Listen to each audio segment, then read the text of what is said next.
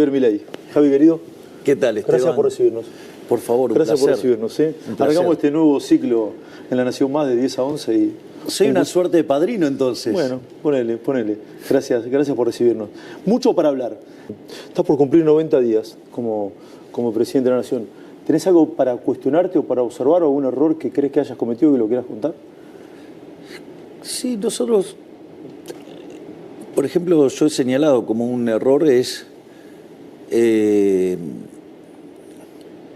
yo creí que podía negociar de buena fe con los gobernadores. Es decir, nosotros cuando, después de enviar el decreto de necesidad de urgencia, cuando nosotros empezamos a trabajar sobre la ley de bases y principios para la libertad de los argentinos, nosotros en ese conjunto de reformas estructurales agregamos un capítulo de coyuntura que tenía que ver con la cuestión fiscal, el capítulo 4. En ese capítulo nosotros ofrecíamos arreglar el problema que tenían las provincias como consecuencia de lo que se hizo durante el gobierno anterior. Y nosotros fuimos y le planteamos eso para que las provincias se reequilibraran. Es más, puse a disposición todo el equipo del Ministerio de Economía para que los ayuden con los temas de deuda. Y ellos, en lugar de tomarlo como algo de buena voluntad, creyeron que era un síntoma de debilidad. ¿Te creyeron débil? Sí. Entonces, a partir de ahí, ellos seguían diciendo que el déficit cero era una buena idea. ¿Te creyeron débil y entonces qué? ¿Pasaron a la ofensiva? Claro, entonces, por ejemplo, nosotros le estábamos dando un punto del PBI para que reequilibraran las finanzas públicas, y entonces se llevaron 2 puntos del PBI, estaban buscando llevarse 2 puntos del PBI. Es decir, entonces hablaban de ir al déficit cero, pero aumentando el gasto público. Y además empezaron a tocar partidas que tenían implicancias sobre el diseño de la política fiscal que nos incrementaba el gasto público en 3 puntos del PBI, con lo cual nos causaban un verdadero desastre y nos estaban empujando directamente a la hiperinflación, dada la situación que habíamos recibido.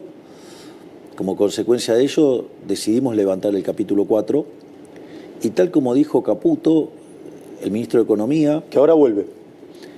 Que en el momento él dice, bueno, levantamos el capítulo 4 y las provincias van a tener que ajustar. Ahí obviamente el círculo rojo, que sigue todavía en blanco y negro, como muy bien decís vos, o sea, siguen leyendo las cosas de manera incorrecta. Con los ojos del pasado. Con los ojos del pasado, entonces creyeron que eso era una derrota para nosotros, y nosotros decíamos, esto es una derrota para las provincias. Y si vos te fijas la situación fiscal en la que se encuentran hoy las provincias, el problema lo tienen verdaderamente las provincias. Kicillof dijo ayer que vos le robaste 1 hora de clase a los chicos. Eso es mentira, porque el dinero es fungible y él en lugar de gastar, de poner tanta plata, por ejemplo, en C5N, podría usarla para pagar sueldos, en lugar de estar gastando en el aparato de propaganda que utilizan ellos para ensuciar al gobierno nacional, por ejemplo. ¿Te sentarías a hablar con Kicillof?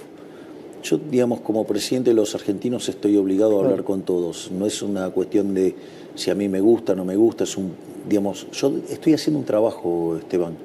Yo, cuando digo esto es un trabajo, es un trabajo. A mí los argentinos me eligieron básicamente para 2 cosas. Una, para encauzar la economía, que tiene que ver con bajar la inflación, algo que lo estamos logrando, y volver a crecer. Y por otro lado, me pidieron que termine con el flagelo de la inseguridad, y también lo estamos haciendo.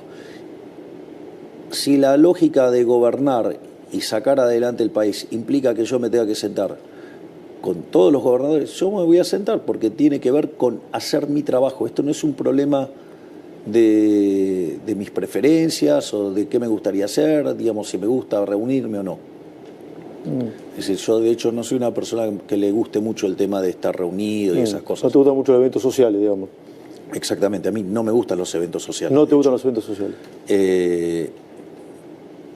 Y sin embargo, si lo tengo que hacer por el trabajo, lo hago. Hablaste de la economía. El dólar perforó la barrera de los 1.000 pesos. Es el número más bajo de que sos de que sos presidente. Hay algunos cálculos que hablan de la inflación entre 14 y 17. ¿Sí? ¿Cómo está la situación? Te pregunto, y a sabiendas de que hay mucha gente que la está pasando mal y muy mal. Bueno, esa pregunta tiene tres partes. Vamos por la primera, que es el tema de la inflación. Recordá que cuando nosotros estábamos por asumir la inflación en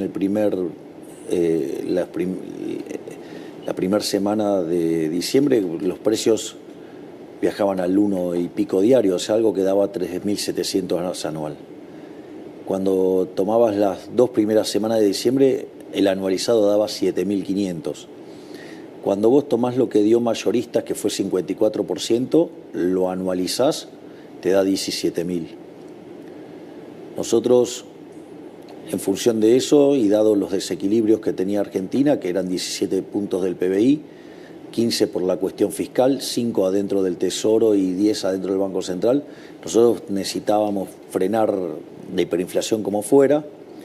Eso implicaba hacer un fuerte ajuste fiscal para cortar el grifo de emisión fiscal y por otro lado implicaba también cortar el grifo de emisión en el Banco Central, con lo cual había que hacer un saneamiento del Banco Central. Y como además no teníamos reservas, inexorablemente había que hacer un sinceramiento del mercado cambiario. En ese contexto, nosotros aplicamos un apretón monetario muy fuerte. Eso permitió que no se convalidaran precios. De hecho, la inflación cuando iban 3 semanas de diciembre ya estaba en 30. Por eso en una entrevista que me hacen a mí, yo dije si fuera 30 la inflación del mes era un gol porque... Lo llevo a Caputo Nanda, dijiste algo así, ¿no? Claro, porque significaba que se había frenado la inflación en esa cuarta semana y dio 25, o sea que hubo cierta retracción de los precios. Después en el mes de enero, que es un mes muy complicado por el tema de la estacionalidad, más el tema del arrastre estadístico, digamos, pasamos a 20. Por lo tanto, y si ahora, digamos, la inflación está en torno al 15, si vos le restás el efecto de las prepagas, el efecto de las tarifas y el arrastre estadístico, estamos muy cerca de un dígito. Entonces, está funcionando. De hecho, cuando vos tomás las medidas del IPC en términos de online, están todas abajo del 10%. Lo que pasa es que no capturan los efectos de las tarifas. Es más, yo te digo algo, si nosotros tuviéramos el caso de una inflación en torno al 15 y si, dado el arrastre estadístico, a pesar de la suba de tarifas, a pesar de la suba de las prepagas, si los precios de los bienes se pudieran computar de manera correcta dadas las promociones, hoy la inflación estaría en un dígito ya. Hoy la inflación estaría en un dígito. Lo que pasa que, ¿qué es lo que hacen las empresas? Las empresas pricearon muy fuerte. Subieron los precios por las dudas, digamos. Claro, bueno, está bien, es parte de la vida. Cuando te equivocás, después corregís. Sí. Pero ¿cómo corrigen las empresas? Te hacen el 3x2, el 2x1. En vez de bajar el precio. Exactamente. Entonces te queda marcado el precio, cuando en realidad el precio verdadero está bajando. Es por eso, si vos llegás a corregir por ese efecto, hoy la inflación estaría en un dígito. ¿Los meses más difíciles van a ser este y el próximo? Sí, este mes va a ser difícil, pero nosotros también es cierto que tomamos muchas medidas para aliviar. Y eso hasta fue destacado y ponderado por el Fondo Monetario Internacional. Nosotros estamos duplicando la asignación universal por hijo, estamos duplicando la tarjeta alimentar, estamos duplicando lo que es la asistencia a las mujeres embarazadas, hemos cuadruplicado la ayuda a los chicos que inician el colegio, que es una partida que le llega a 7.300.000 chicos. Estamos poniendo en marcha un plan para que aquellos que no puedan pagar las cuotas del colegio se les dé un financiamiento para que puedan hacerlo. Entonces nosotros estamos haciendo un gran trabajo en eso. Es más, a mí me resulta bastante trágico, por decirlo de alguna manera, el tipo de reflexiones que hace el gobierno anterior sobre el tema de los jubilados. Sí. Porque cuando se fueron ellos del gobierno, la jubilación mínima era de $80. Y hoy la jubilación mínima con el bono es de $200. Entonces, verdaderamente... ¿Falta honestidad, decís, de lo que dice el gobierno anterior? Bueno, es la característica del gobierno anterior. Son mentirosos seriales, ¿no? Sí. ¿Y deshonestos? Deshonestos intelectualmente, seguro. ¿Hablaste con Alberto Fernández? Sí, me llamó por el tema de lo del champán. Sí. Y él me contó que él es abstemio. Y como estábamos con ese tema, en ese momento también había muchos periodistas pidiéndome las facturas, pero todos me decían que Alberto era abstemio. Entonces, a mí me pareció que era una, digamos, ahí me comí una fake news. Yo lo pude validar con varios periodistas que él efectivamente es abstemio. ¿Y le pediste disculpas? Sí, claro, le pedí disculpas y publiqué en Twitter un tuit dejando constancia de eso. Sí. Digo, a mí me parece que es de buena gente hacer eso, porque si yo me quejo de periodistas que mienten de manera abierta y descarada sobre cosas mías, y si yo me quejo públicamente, y algo que me parece verdaderamente aberrante es que algunos periodistas mienten y refuerzan la mentira, ¿no? ¿Cuál es la mentira que más te jode que te dicen de vos? Mira, ya a esta altura del partido casi, digamos, como que te acostumbras ya, porque verdaderamente la cantidad de locuras que dicen es verdaderamente descomunal. En la charla que tuviste con Alberto, ¿hablaste del tema de los seguros, de todo este escándalo de corrupción? No. ¿Qué mirada tenés al respecto? ¿Lo denunciaste o lo mencionaste en la asamblea? No, ahí, digamos, eso está impulsado desde Capital Humano y está haciéndose todos los trabajos para terminar con todo lo que sea actos de corrupción. De hecho, una de las cosas maravillosas que armó la ministra Petovelo en el Ministerio de Capital Humano es, ella tiene como una suerte de brigada anticorrupción y van y se instalan en alguna dependencia y revisan todo y nada, y como verás, cada vez que encontramos cosas salen todas a la luz y los llevamos a la justicia. Nosotros con el tema de la corrupción vamos a ser implacables. Sí, con el tema de los seguros van a cortar toda la intermediación. Sí, se va a ir a un esquema de autoseguro, tengo entendido. Sí. Javier, ¿cómo está el tema del aumento de las dietas de los diputados y senadores que se generó una gran polémica? ¿Cuál es tu mirada al respecto? ¿Qué crees que va a pasar? Al final no terminé de contestarlo al tipo Juan Bio. Bueno, perdón, pero te contesto esto. Mira, te cuento cómo funciona. Básicamente, tiempo atrás, básicamente los legisladores se votaban ellos mismos la dieta. En ese contexto, frente a la resistencia que generaba, con mucho criterio de la gente, entonces básicamente lo que se hizo es ir a un esquema donde las dietas quedaban atadas a las paritarias de los trabajadores del Congreso.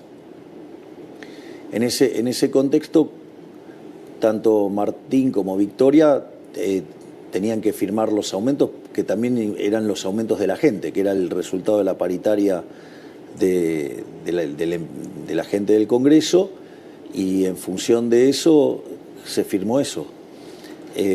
Obviamente que dado la situación del país, o sea, yo le dije a Martín que saque esa cláusula y que básicamente avance en algo que quede desligado y que los políticos voten a ver qué quieren hacer con... La policía no sabe nada de todo esto. Nadie sabe nada de todo esto. ¡No! Quiere destruir Reina Roja.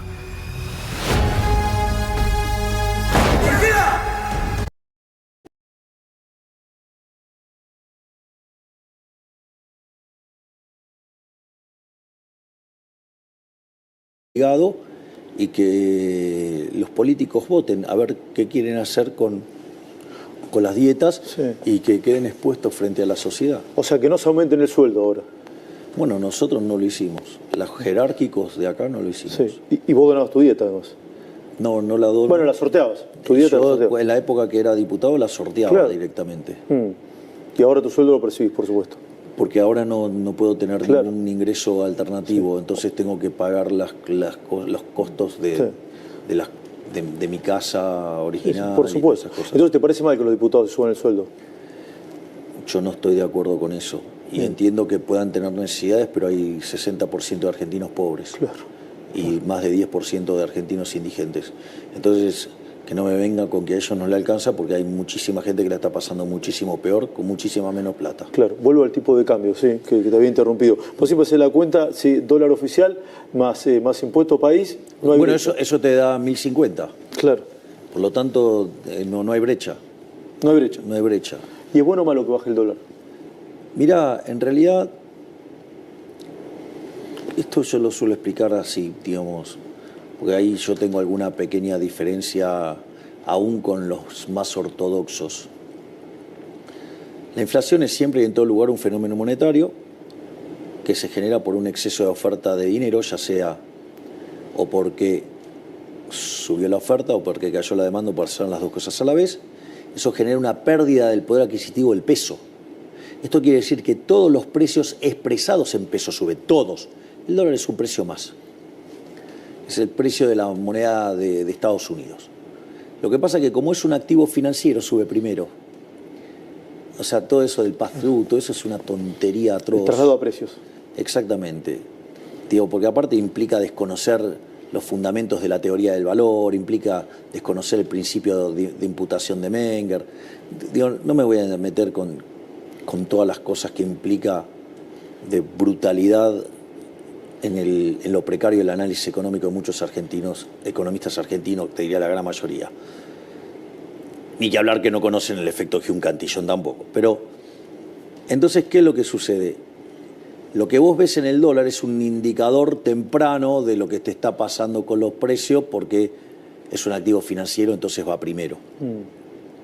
En ese sentido, a mí me parece que es notable lo que está pasando con el dólar, porque lo que te está diciendo es, dado que es la moneda que más se apreció en el mundo y que se cayó como un piano, eso te estarías mostrando que de acá en adelante, en algún momento, la inflación se va a derrumbar como un piano.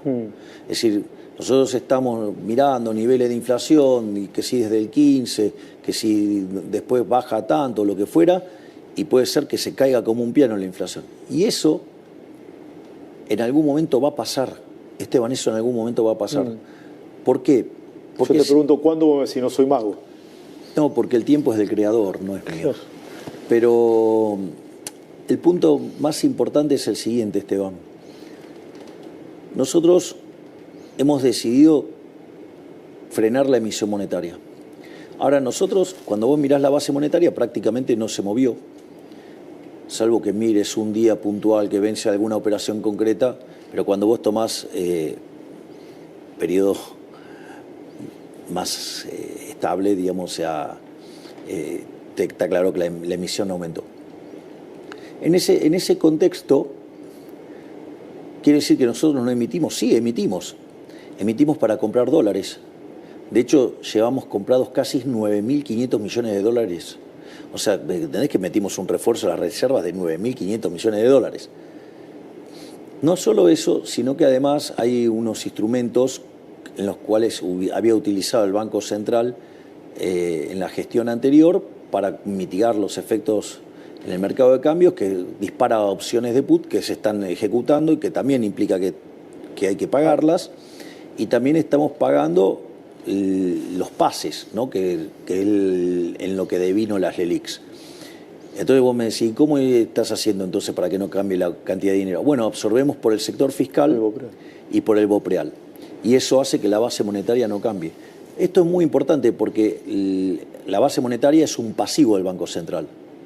Entonces vos fíjate que tenemos el mismo nivel de pasivos remunerados, tenemos el mismo nivel de pasivo no remunerado, que es la base, pero en el medio, ahora en el balance, tenemos 9.500 millones de dólares más. Sí. Entonces estamos generando un saneamiento del Banco Central furioso, y eso es lo que está haciendo que se derrumbe digamos, el dólar. Y eso te está cantando que de acá para adelante se te va a derrumbar la inflación. Es más, yo te voy a decir algo. Históricamente, en lo que va del siglo XXI, la base monetaria en términos del PBI en Argentina es 10%. Hoy la base monetaria, sí, es 3%. En realidad, si queremos ponernos piqui, es 2,6%. Es decir, la economía está fuertemente desmonetizada. Cuando vos mirás el crédito al sector privado no financiero, es 4% del PBI. O sea, en cualquier país de Sudamérica es arriba del 50%. Claro. Entonces, lo que vos tenés es... Y si bien vos tenés depósitos privados por 12 puntos del PBI, la realidad es que cuando vos mirás, todo eso tiene mucho transaccional, mucho de working capital de las empresas, mucho de salarios. Sí. Entonces, lo que yo quiero señalar es que nosotros estamos haciendo un saneamiento del Banco Central con un apretón monetario que lo que va a hacer que cada día esté más cerca la apertura del cepo. Sí. Entonces vos vas a ver que en un momento va a empezar la inflación está bajando, pero en un momento va a haber como un salto, se va a notar la caída de manera fuerte, porque lo estás viendo con el dólar, o sea, el dólar no sube porque no hay pesos para comprarlo. Sí. ¿Y el rebote es en B corta? Nosotros, caemos y se sube rápido. Sí, nosotros tenemos la esperanza de que sea una B corta muy, muy acentuada, ¿no?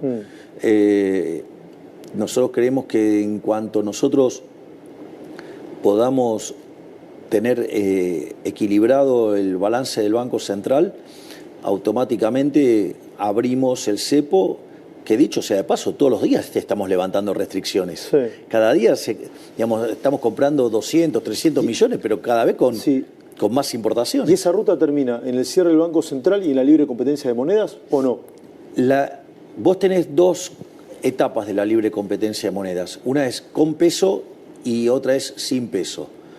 Nosotros en la primera etapa vamos a ir a libre competencia de moneda con pesos. Y después la propia dinámica lo va a llevar a que la propia gente lo va a terminar. ¿Vos creés que en los hechos no va a haber más pesos porque nadie los va a querer?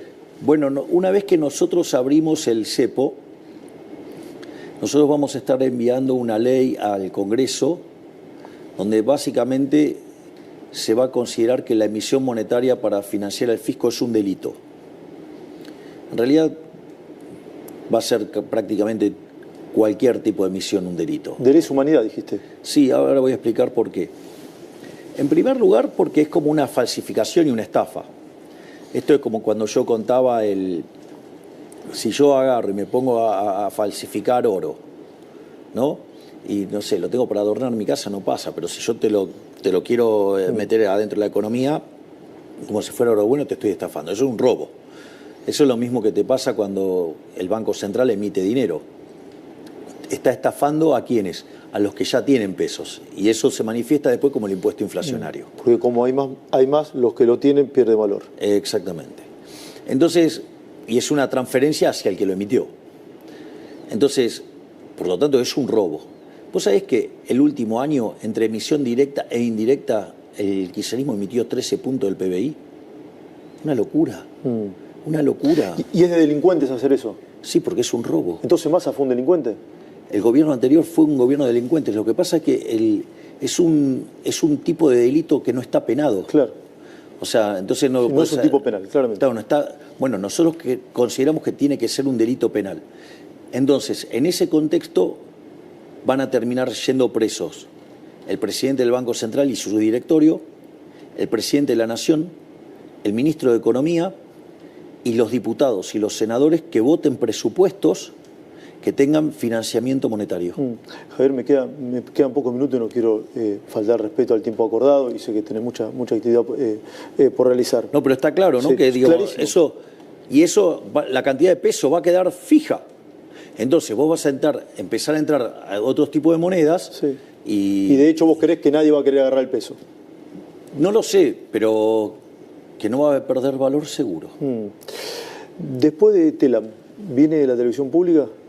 La idea es, mira, todo lo que podamos privatizar, lo vamos a privatizar. Nosotros no creemos en el Estado empresario. en realidad nada de lo que hace el Estado lo puede hacer bien, lo hace todo mal. Hay una frase hermosa de Milton Friedman, que además está en el libro Libre para elegir, que lo escribió con quien fuera su mujer, Rose Director, o también conocida como Rose Friedman, y dice, hay 4 formas de gastar. Vos podés gastar tu dinero o el de otros, y los podés gastar en vos o en otros. Entonces, cuando vos gastás tu dinero en vos mismo, vos sabés lo que te costó ganarlo, vos sabés lo que querés, y es la forma en la cual vos maximizás tu bienestar. Ahora, vos podrías gastar tu dinero en otras personas. ¿Qué es lo que haces cuando haces un regalo? Tratás de quedar bien con lo menos posible, o sea, minimizás el costo. Ahora, cuando vos gastás el dinero de otros en vos mismo, derrochás, y eso es un clásico. Entonces, ¿cuál es la peor manera de todas de gastar? Gastar el dinero de otros en otros. ¿Qué es lo que hace el Estado? Por lo tanto, por definición, el Estado funciona mal siempre.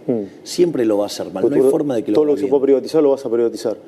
Todo lo que pueda privatizar lo voy a privatizar. Todo lo que pueda pasarse al sector privado se lo voy a pasar al sector privado. AISA y Banco Nación también, por ejemplo. No debería quedar nada en manos del Estado. Porque fíjate, digamos, viene y te... ¿Viste? ¿Querés detectar a un chorro?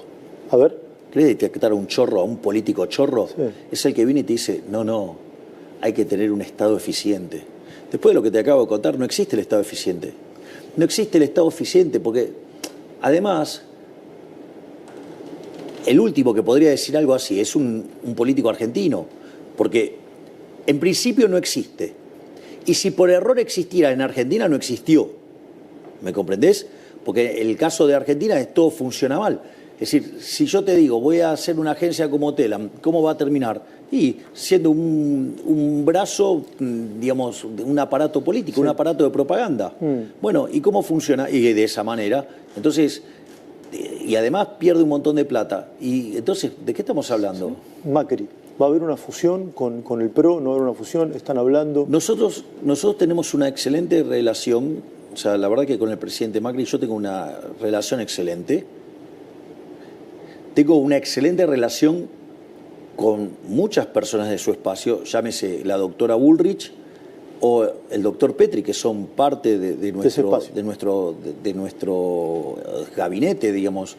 La doctora Bullrich está haciendo un trabajo fenomenal en la cartera de seguridad y la verdad que el ministro Petri es impecable, es impecable.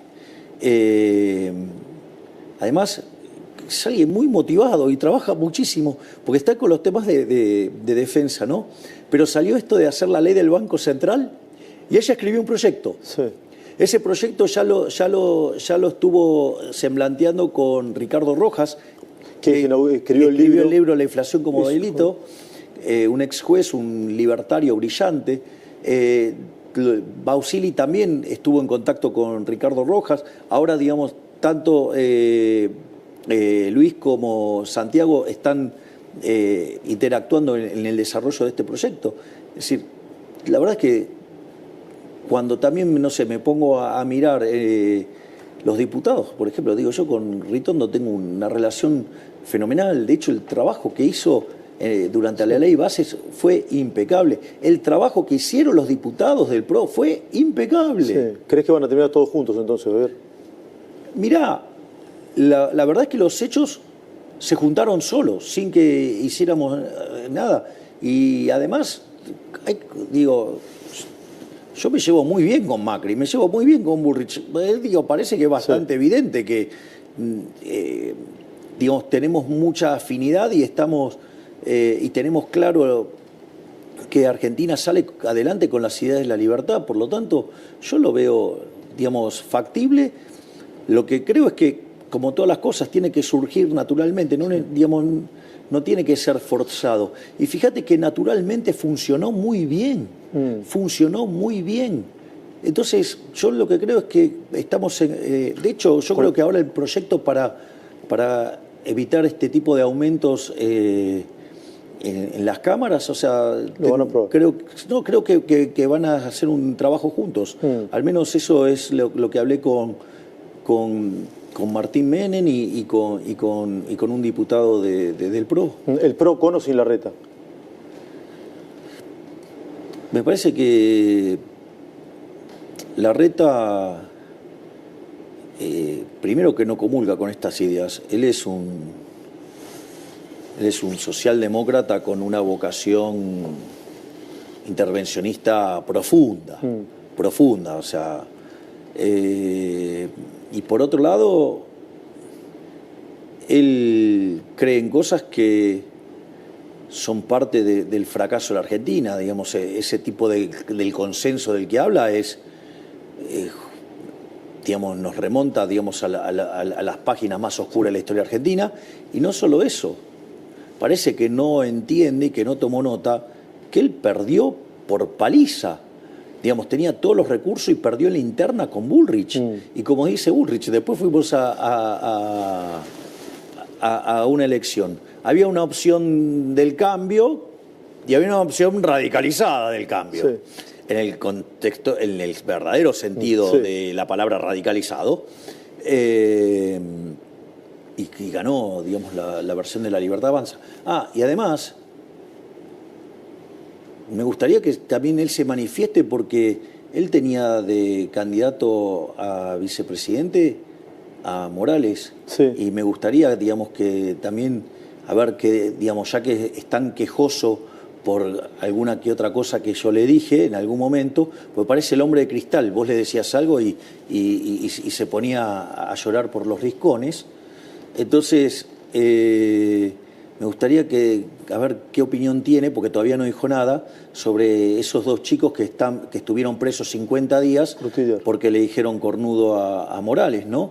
Entonces, digamos, o que después, digamos, también metió presa a una mujer porque comentó esto sobre el WhatsApp. O sea, y ahí el republicanismo de los radicales, o sea, digo, Lustó, que viene a dar clases de qué hay que hacer, qué no hay que hacer. Digo, al margen de que cuando hable de economía no nos olvidemos que hizo un desastre en el Banco Provincia, que el que lo heredó fue Franco, Guillermo Franco te puede contar del desastre que dejó en el Banco Provincia, o también, digamos, el desastre que fue como ministro de Economía, la 125, dejar el país al borde de un estallido social. Entonces, pero como además ellos son campeones y dan clases de la moral, bueno, que digo, yo no he visto, no los he visto repudiar semejante acto de autoritarismo por parte del señor Gerardo Morales, al cual aviso que yo también lo había denunciado, ¿no? Recuerdo. Había denunciado, vos sabés que yo tenía un programa de radio que se llamaba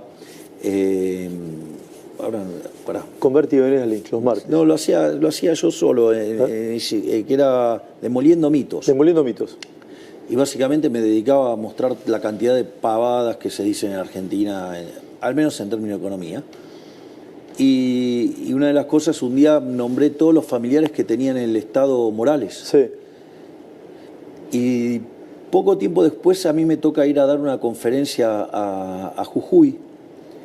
Y entonces yo ya estaba ganando popularidad y la íbamos a hacer en el Teatro Mitre, que tiene lugar para, creo, 1.100 personas, algo así. Y nada, y obviamente que a las 3 horas se habían anotado 3.000 personas. Entonces, y cuando el señor Morales se enteró, nos hizo censurar y nos sacó el teatro. Fuimos a la universidad, creíamos que ahí que iba a haber independencia, era un auditorio más chico. Y tampoco sucedió. Nos dijeron que sí y a las pocas horas nos dieron de baja y tuvimos que terminar yendo en un hotel, uno arriba del otro. Y entonces ese señor además a mí me acusó de cosas muy horribles, ¿no? Digamos, entre otras cosas, me acusó de nazi. Javier, me van a matar y te quiero hacer unas 3 preguntas muy breves. ¿Hay una casta en el fútbol argentino? Mira, yo creo que sí. Y la verdad es que la mejor forma de terminar con eso es metiendo la competencia. Porque fíjate esto, nuestro proyecto de sociedades anónimas deportivas no implica que no existan los clubes tal como existen hoy, pero da la posibilidad de que existan otras sociedades. Nosotros, hoy en este momento, nosotros tenemos ofertas concretas, digamos, el propio Manchester City quiere comprarse un club en Argentina. Entonces... ¿Uno grande? Sí. ¿Muy grande? Muy grande. Sí, no tan grande como Estudiantes de La Plata, pero grande. Estudiante es un grande. Pero Más no sé, grande. pero sí, sería un poquitito más grande. Tiene ese Boca River. A ver, yo tengo mucho cariño por Estudiante, pero no te pongas tan bullish, Esteban, dale.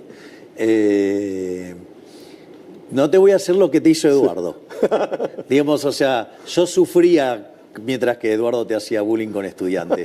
Pero, digamos, aparte un bilardista fanático, te imaginarás que Sí. me dolía el bullying. Pero te defendiste bien con las Copas Libertadores, con la Intercontinental, o sea. Sí, porque como dice Friedman, los datos primero. Primero los datos, claro. Pero al margen de eso, si estuvieran limpios, permitirían que hubiera competencia. Pero como están sucios, no permiten la competencia. El mejor síntoma de que hay mafia y que está podrido eso es que no permiten la competencia. Chiquitapia está sucio. Y entonces, si vos estás limpio, no te molesta que haya competencia. ¿Por qué usas tanto Twitter, Javier? A ver, me gusta, me podría decir. No, sí, claro. A ver, primero porque yo soy un animal de redes sociales, ¿no? De hecho, nosotros en la campaña, digo, dado que no teníamos financiamiento, usábamos las redes sociales. Es más, en un momento, salvo honrosas excepciones, hubo un apagado sobre nosotros y nosotros Recuerdo. nos manejamos desde las obras sociales, desde las redes sociales, las cuales además nunca pusimos un peso. Entonces nosotros en eso somos muy fuertes y para mí es un mecanismo de comunicación directa con la gente. O sea, entonces para mí yo no necesito el intermediario. ¿Me comprendés? ¿Lo manejas vos el Twitter? Exacto. Yo manejo mi propio Twitter, mi propio Facebook y mi Instagram. Y el TikTok me lo maneja Iñaki. Digo que al pobre Iñaki, digamos, le costó que en la Universidad de Belgrano una profesora de microeconomía lo persiguiera y le hiciera bullying. Y además, o sea, lo hostigaba y lo agredía en clases. Me contó Iñaki que los chicos ahora, a partir de mi declaración pública, tomaron fuerza y están dispuestos a declarar, algo que la Universidad de Belgrano decidía ocultar, primero protegiendo a esa profesora, digamos, pero que además no son los únicos. De hecho, yo en un momento me fui de la universidad porque justamente había entre muchos radicales y muchos kirchneristas que se dedicaban a perseguir a liberales. De hecho, uno de los profesores preguntó quiénes eran liberales y si... Entonces le dijo, ¿y que ustedes son liberales de Milei? Sí. Entonces le dijo, ¿ustedes tienen prohibido hablar? O sea, hay listas negras para los liberales. Sí, hay persecución directa, abierta. Y eso la Universidad de Belgrano lo permitía, porque eso fue denunciado, yo lo denuncié y no hicieron nada al respecto. Ahora sí, la última. ¿Vas a crear un consejo ad honorem? Sí, vamos a tener un consejo económico, digamos, de presidente. Digamos, va a estar a cargo de Demian Riedel. Y vamos a tener... varios economistas destacados que van a participar dentro de este consejo, digo, lo van a hacer ad honorem. Y la verdad es que estoy contento. Digo, para los que andan diciendo algunas tonterías respecto a mi amigo Ramiro Marra, dentro de ese consejo va a estar Ramiro. En ese consejo va a estar Ramiro Marra. Sí, porque la idea es estar pensando afuera de la caja. Digo, para estar digamos, entonces... tener un equipo, digamos, que está trabajando todo el día en la gestión, como es el maravilloso equipo que tiene Luis Caputo, o sea, el Toto. La verdad que rodeado también de gente maravillosa, formidable. Te juro que es un placer trabajar con ellos. Lo que, digamos, ver el desempeño de Pablo Kirchner en el Congreso fue fabuloso. O, digamos, o no sé, en las reuniones de gabinete participa Santiago Bausili, el presidente del Banco Central, y es fabuloso, o sea, todo es fabuloso. La verdad que yo estoy muy contento con el gabinete. Yo disfruto mucho las reuniones de gabinete. O sea, lo cual es un problema para ellos porque me pongo bastante intenso. Te pones intenso. Y sí, digamos, yo soy como una suerte de... Yo no sé si tuviste la suerte de ver óperas de Puccini. Sí, algunas.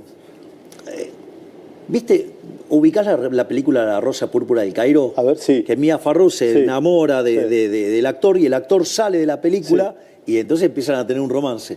Bueno, yo soy como un personaje de una ópera de Puccini, todo así, apasionado, todo, y salió de una ópera y, bueno, llegó a ser presidente de la Argentina. Gracias, señor presidente de la Nación.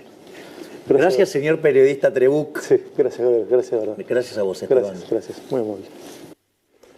Bueno, muy bien, tengo que presentar a mi equipo, pero acá tengo un próximo funcionario del gobierno. Ramiro Marra, ¿vas a integrar el gobierno? Sí, yo siempre me sentí parte de este gobierno Sí. igual porque Javier es un amigo.